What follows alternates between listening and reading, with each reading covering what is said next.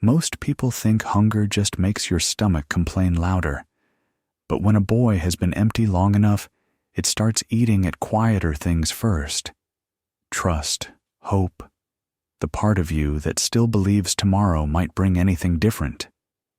And by the time Noah heard the first sound outside his crooked mountain shelter that night, all he had left in his pack was a hard heel of bread and a kind of small, stubborn faith in the way the mountain sometimes looked after things nobody else wanted.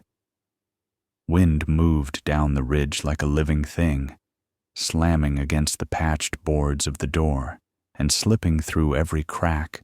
The old nails couldn't quite hold together anymore, bringing with it the smell of snow and pine and distance.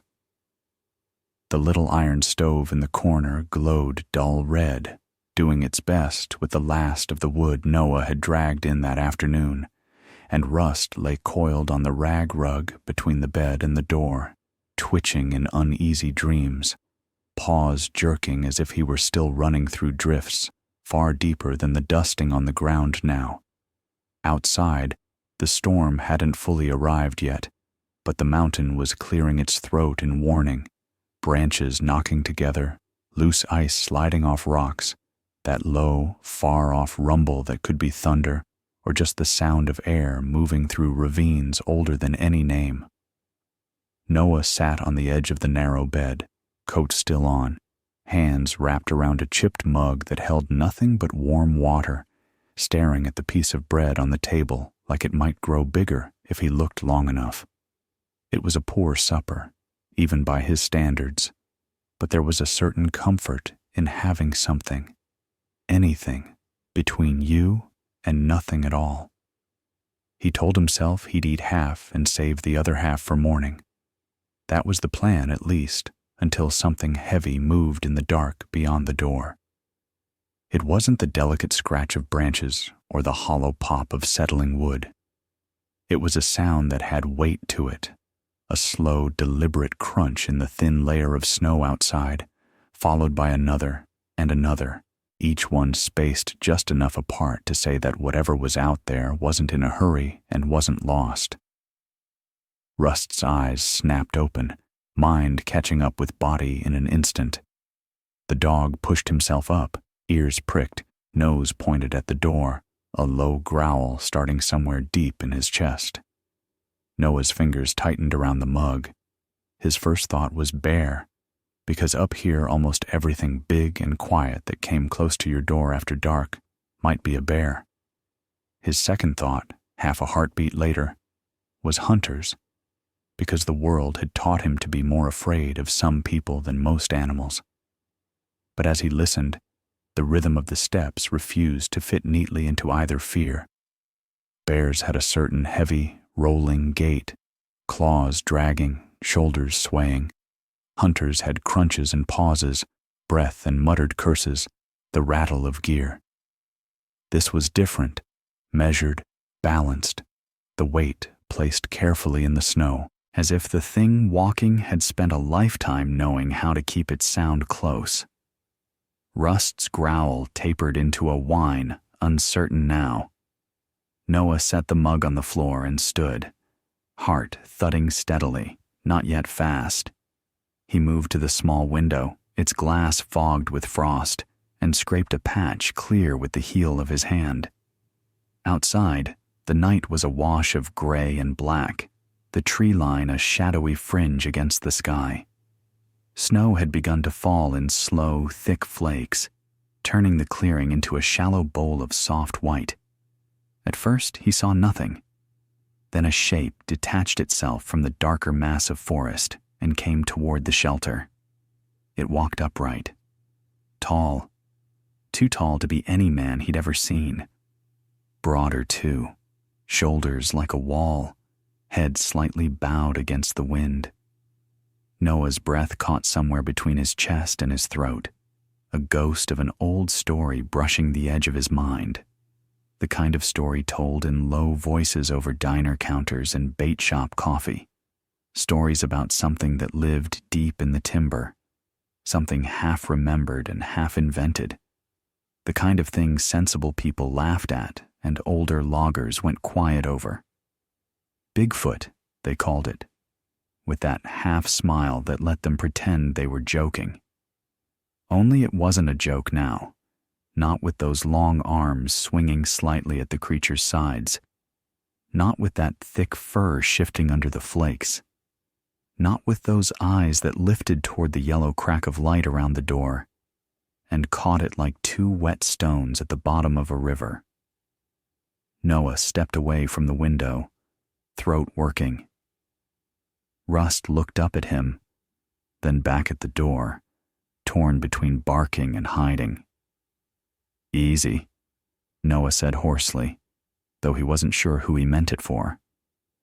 The footsteps came closer, up onto the small wooden stoop he'd built out of salvaged planks the summer before. The boards creaked, complaining at the new weight.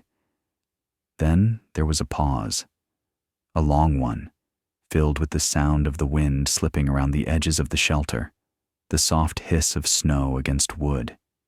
And then, very gently, there came a knock. Not the sharp rap of knuckles on wood, not the impatient hammering of someone who believed they had a right to be let in. More like a careful testing of boundaries, a slow, deliberate tap halfway up the door, as if whoever made it was afraid the whole structure might fall apart if they knocked too hard. Noah stared at the boards as if he could see through them. His heart started to beat faster now, not from the animal fear he'd felt the night the foster house caught fire, or the cold panic from the storm that had once stranded him on the ridge, but from something stranger. The sense that he was standing inside a story that had begun a long time ago and was only just now deciding to notice him. Rust pressed closer to his leg, warm and solid. The knock came again, just once. Then silence. Noah swallowed. He thought of the bread on the table, thought of the emptiness in his stomach, waiting for it. Thought of the bigger emptiness that had opened the day his mother's truck slid off the logging road and never came back, the hole no amount of food or words had ever fully filled. The creature outside didn't knock a third time. It simply waited. Noah could feel the waiting like a pressure on his skin. He moved slowly to the table, hand shaking now, and picked up the bread. It was rough stuff, baked by the widow near the bridge who paid him in loaves instead of cash when he helped stack firewood. The crust was hard, the inside dense. It wasn't much. It was everything. He could stay where he was. Let the wind push whoever it was away. Pretend he hadn't heard anything. Survival, he'd learned, often meant staying invisible. But another lesson cut through that hard-earned instinct, the one his grandfather had hammered in gently before his heart gave out on the sofa one summer afternoon. On this mountain, you share what you've got, boy. Might be a day you're the one knocking. Noah drew in a breath that tasted of smoke and cold metal. "Stay," he whispered to Rust, though the dog already had no intention of being anywhere else. Then he crossed to the door and slid back the bolt. The wood was cold under his fingers. For a heartbeat, he just stood there, forehead almost resting against the boards. Then he pulled it open. The wind pressed in immediately, snowflakes swirling over the threshold and catching in his eyelashes. The shape outside filled the doorway. Noah had to tilt his head back to see the creature's face fully, if face was even the right word. It was half hidden by fur, dark and matted in places, lighter around the eyes and mouth. Those eyes were not the red, glowing orbs of campfire stories. They were deep brown, almost black, reflective, like emptied lakes at night. They studied him with a focus that made his skin prickle, not hungry, not wild in the way he'd expected, but tired. The creature's breath came out in visible plumes, smelling faintly of damp earth and cedar. Snow clung to its shoulders and the ridges of its brow. Up close, Noah could see old scars beneath the fur, pale lines along the arms, and one across the chest where hair grew thinner. Whatever this was, it had lived through things. More winters than he could imagine, more storms, more people, maybe. They stood there, boy and giant, for a long stretch of seconds that felt like being balanced on the edge of some wide, unseen drop. Rust didn't bark. He didn't cower either. He stood pressed against Noah's calf, ears forward, tail low but steady, reading the air. The creature's gaze dropped briefly to the dog, then returned to the boy's hand, the one holding the bread. For some reason, that made Noah's face flush with something like embarrassment. "It's all I've got," he said quietly, the words snatched and softened by the wind the moment they left his mouth. The creature's head tilted slightly at the sound of his voice, as if listening not to the words, but to the way he shaped them. Noah looked down at the bread, then back up at the impossible, patient presence in front of him. He thought of the thin stack of wood by the stove, the nearly empty sack of beans, the cracked boots by the bed. He thought of mornings when he'd woken up with his bones aching from cold and his stomach gnawing at itself, and how even then the mountain had given him something. A rabbit in a snare, a patch of berries, a stranger's dropped glove with a few coins in it. He broke the bread in half. The sound was small, almost apologetic, the crust resisting before it gave. One half he set on the table behind him. The other he held out, hand shaking just a little. "Here," he said, "if you're hungry." The creature didn't move at first. Its eyes flicked from the bread to Noah's face, back to the bread, back to his eyes, as if measuring what this offer cost him. Then very slowly, it raised one massive hand. Fingers, not paws, not claws, but long, thick fingers tipped with dark nails, reached forward and closed around the bread with surprising gentleness, careful not to touch Noah's skin. For a second, their hands were close enough that Noah could feel the heat radiating off the creature, and some part of his brain that still believed in science and reason cataloged the detail with stunned curiosity. Warm, not cold, not monstrous, alive. The creature brought the bread to its mouth and sniffed it, then took a bite. Its jaw worked slowly. Snowflakes caught on its lashes and melted. Noah realized he was holding his breath and let it out in a shaky stream. "There's not much," he said, voice rough. "But you can stay out of the storm if you want." He gestured vaguely at the cramped interior of the shelter, at the warped table, the stove, the bed barely wider than he was. It felt ridiculous, offering such a small space to something that barely fit in the doorway. But he meant it. The creature glanced over his shoulder, past him, into the dim room. A shadow of something like recognition crossed its features, as if it had seen places like this before, lifetimes ago. Then it stepped back once, into the swirl of snow. Noah's heart lurched. He hadn't realized how much he'd braced himself for refusal until that moment. But the creature wasn't leaving. It turned slightly, angling its body so the wind hit its back instead of the open door, and sank down onto its haunches, right there on the stoop, lowering itself until its head was level with the top of the doorframe. It took another slow bite of bread. Its eyes never left Noah's. Rust exhaled a small, puzzled huff, then settled back onto the rug, front paws just over the threshold, nose working the air between them. Noah leaned against the doorframe, letting the wood take some of his weight. "Suit yourself," he murmured, though what he meant was, "Thank you for not going." The three of them sat like that for a long time, the storm gathering itself and then finally breaking in full around them. Snow thickened into a curtain, wind screaming now instead of talking, flinging white against the side of the shelter hard enough to make the boards shudder. The creature stayed where it was, broad back taking the brunt of the gale, shoulders hunched slightly as if shielding the doorway. Inside, the air grew warmer, the stove's fading heat now pooling instead of spilling out into the night. Noah watched the creature's profile in the flickering light, how its fur lifted and settled in the gusts, how it finished the last of the bread and then simply rested its hand on its knee, fingers curling in and out as if keeping time with some slow internal rhythm. At some point, fatigue pulled at Noah's eyes. He slid down the doorframe until he was sitting on the floor, knees drawn up, rust pressed against his side.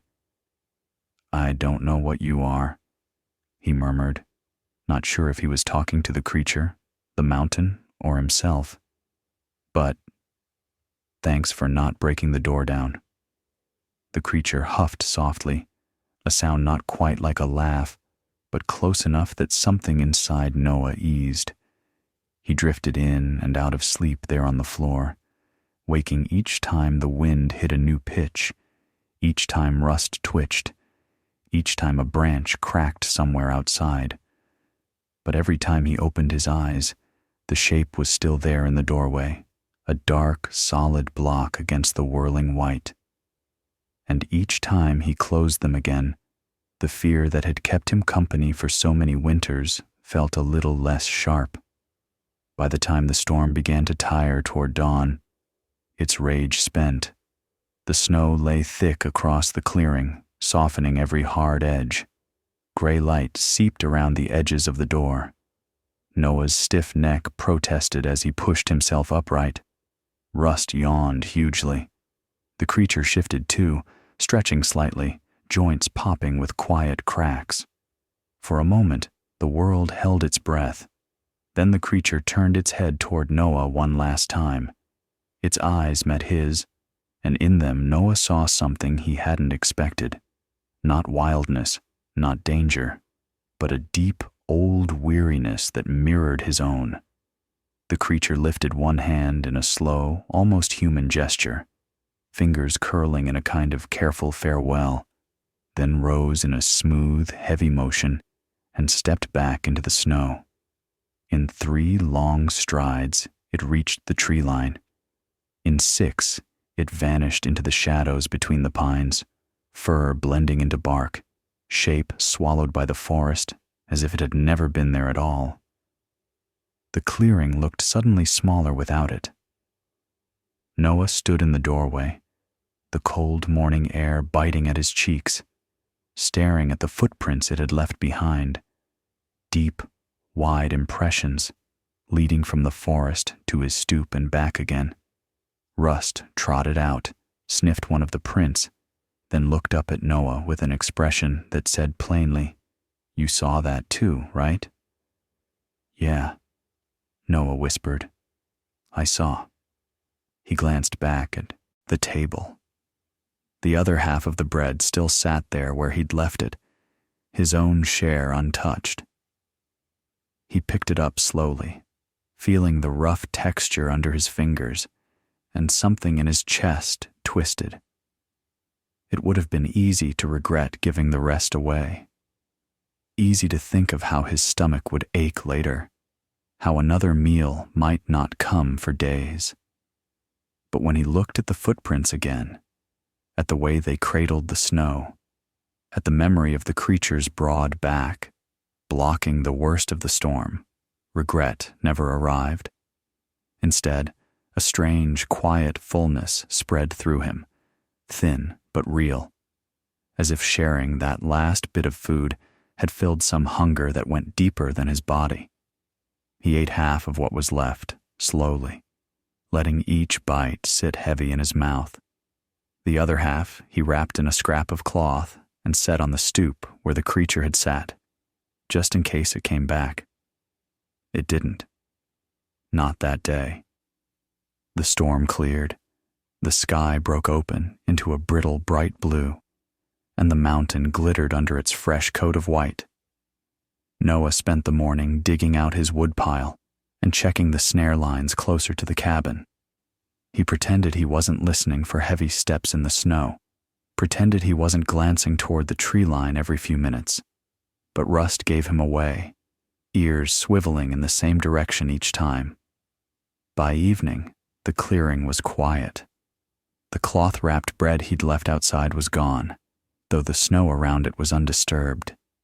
Noah frowned at that, but some part of him was oddly pleased. At least the gift hadn't gone to waste. He ate a thin stew that night, lay down on his bed with Rust claiming most of the blanket, and thought he'd dreamed the whole thing. Until morning came, soft and gray, and someone knocked at his door again. Only this time, it wasn't one careful tap. It was 10. Noah didn't leap to his feet right away when the knocking started. Instead, he froze exactly where he sat on the edge of the bed, fingers curled in the blanket, breath held so tight it almost hurt, because the sound didn't fit anything he'd known before. It wasn't the hesitant, single tap from the night he met the creature. It wasn't the rough pounding of a hunter or a lost hiker looking for shelter. It wasn't frantic or angry or confused. It was steady, rhythmic. 10 slow, deliberate knocks, one after another, each spaced with a strange, patient calm, as if whoever stood outside wasn't asking permission to enter, but simply letting him know the world had changed while he slept. Rust's head snapped up, ears high, body tense but not trembling the way he had the first night. The dog wasn't afraid. Alert, yes, but not afraid. And that was the first thing that convinced Noah he wasn't dreaming. The second thing was the silence that followed those 10 knocks, a silence that felt too full, too expectant, as if the mountain itself were holding its breath with him. He stood slowly, the floorboards creaking under his bare feet, and crossed the small room without lighting the lantern. He didn't need to. The morning light leaking through the cracks around the door painted everything in a pale gray that made the contours of the room look like something half-remembered. Rust followed at his heel, breath warm against the back of Noah's leg. Noah rested his hand on the door and felt something he hadn't felt in years, a faint tremor, not from fear, but from wonder. Then he pulled it open. Cold air rushed in, sharp and clean, carrying the scent of fresh snow and pine sap and something else faintly sweet, like crushed berries. But Noah didn't notice the cold, or the wind, or the way Rust stiffened beside him. His entire focus narrowed into a single impossible vision. The clearing outside his shelter filled, actually filled, with towering fur-covered shapes. Not one, not 2, 10 Bigfoots. They stood in a loose half-circle around his doorway, each of them as tall or taller than the one who had visited him in the storm, though no 2 were exactly alike. Some were broader, some leaner, some with darker fur, some with streaks of silver or russet or pale ash. Their faces were different too, longer muzzles, shorter brows, scars, no scars, but all of them watched him with the same dark, reflective eyes that seemed to hold entire winters inside them. Snow dusted their fur in soft layers. Their breath steamed in the cold morning air, rising in slow clouds that merged with the frost around them. For a moment, Noah simply stared, the world reduced to the pounding of his heart and the pale blue of the sky behind these enormous figures. Rust let out a small, uncertain whine, but didn't hide. Instead, he stepped forward slightly, nose lifted, tail low, but steady. One of the giants shifted its weight, and Noah's breath hitched, the snow compressed beneath its foot with a low crunch that vibrated up his spine. The Bigfoots did not approach. They did not raise their arms or make any sound. They simply stood there, still as ancient stones, waiting. Noah swallowed once, then again, mouth dry. He whispered to no one. His breath fogged. The words didn't come. He felt very small, but not in the way he used to when adults towered over him with criticisms or instructions, or the familiar tired disappointment that told him he had somehow already failed. This was different. This was the smallness of standing near something older, deeper, something that had roots in the mountain itself. One of the Bigfoots nearest to him, a massive one with fur flecked in pale gray, stepped forward. Noah tensed, Rust beside him lowering into a ready stance. But the giant stopped a few feet from the doorstep and lowered its head, not in submission, but in a kind of acknowledgement that felt almost ceremonial. Then it extended one large hand. Noah blinked. Resting on its palm was something wrapped in woven grass, an object no larger than a mug. Snowflakes clung to the fibers. The giant's hand remained steady, offered rather than imposed. Noah hesitated, then stepped forward very slowly, Rust pacing at his side. He reached out and took the bundle. The moment his fingers brushed it, the giant's nostrils flared slightly, but it didn't move. The grass felt warm, surprisingly warm, as if it had been held against a fire or tucked under thick fur. Noah peeled back the woven strands and drew in a soft breath. Inside the bundle was food, not bread, not berries, something else entirely. A dense, fragrant cake made of nuts and dried fruit, and something golden he didn't recognize. It smelled sweet and earthy, like sunlight trapped in food form. Noah's stomach clenched painfully, the kind of clench that happens when hunger meets hope. He looked up. The giant's eyes were on him, dark and deep and unreadable. "Thank you," Noah whispered, though his voice came out rough, quiet. The Bigfoot inclined its head again, a motion so subtle he might have imagined it. But he didn't imagine the next thing that happened. Not even his mind could have conjured it. The other 9 giants stepped forward. Each one extended a hand. Each one held something. Some held food, dried fish, roots, bundles of winter herbs. Others held objects, a stone polished smooth as river glass, a carved piece of wood shaped like a curl of wind, a strip of fur braided into a loop. Gifts. All of them gifts. Noah's throat tightened, the world blurring around the edges. He didn't know what to do. He wasn't sure he had ever received 10 gifts in his entire life combined. He didn't understand why they were giving them to him. He took them one by one, bowing his head each time, hands trembling slightly under the weight, not of the objects, but of the meaning he could feel behind them. Rust sniffed every gift with solemn interest, tail giving small, respectful wags. When Noah finished accepting the 10th gift, something strange happened. The giants made a sound. A low, resonant hum. Not loud, not aggressive, but deep enough that Noah felt it in his bones. It thrummed through the clearing, through the snow, through the wooden boards beneath his feet, through the air itself.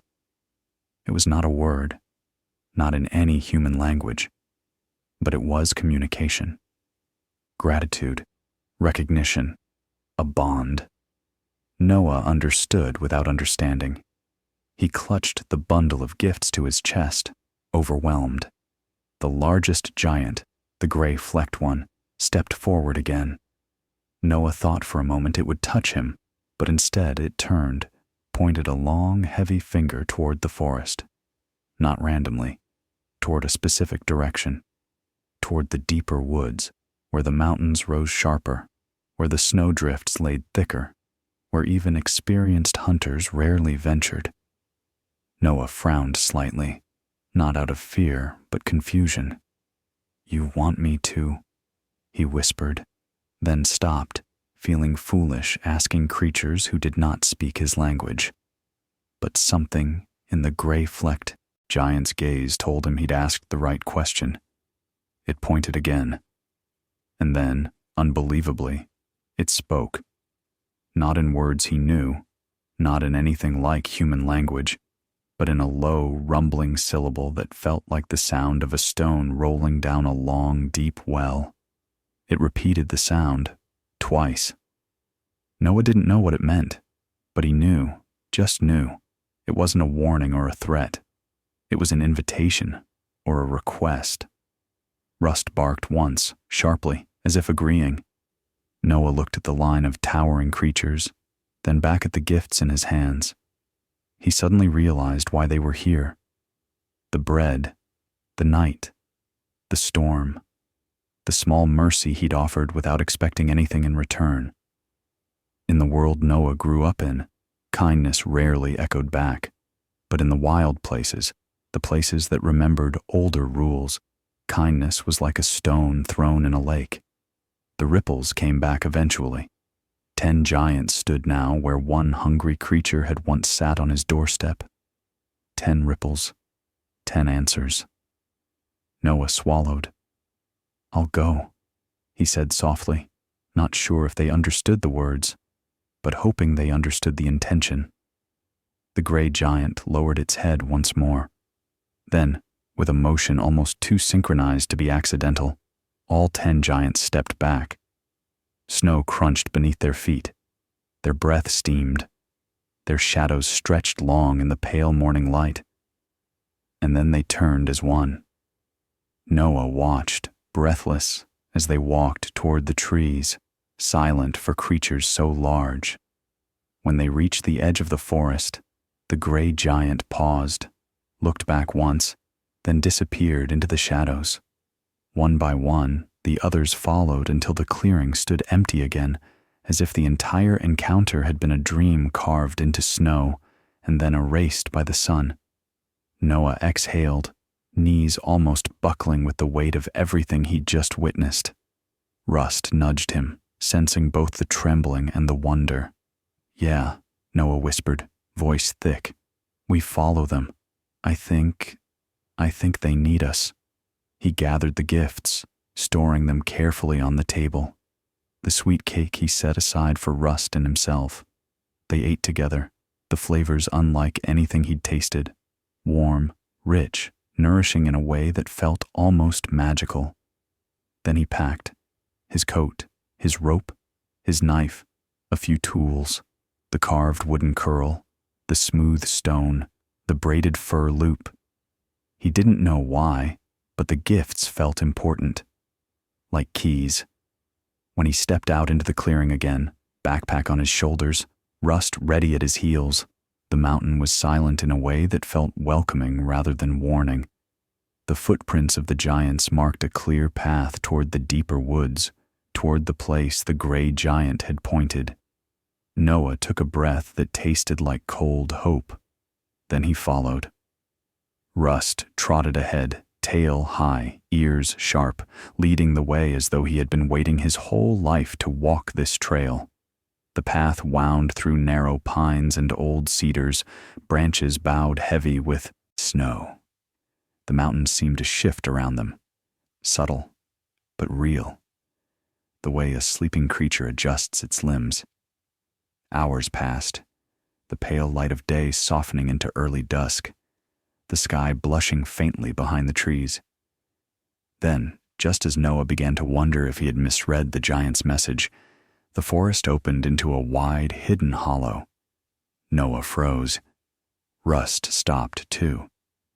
At the center of the hollow stood a cave, massive, ancient, carved by time and water and something deeper than both. Icicles hung like crystal teeth from the entrance, and inside, just visible in the dim, were the silhouettes of the 10 giants, waiting. Noah stepped forward, breath trembling but steady. Rust growled once, not in fear, but in awe. As Noah reached the threshold of the cave, the gray giant stepped out of the shadows, lowered its head, and placed a hand on Noah's shoulder, gentle, warm, steady, like an elder welcoming a child home.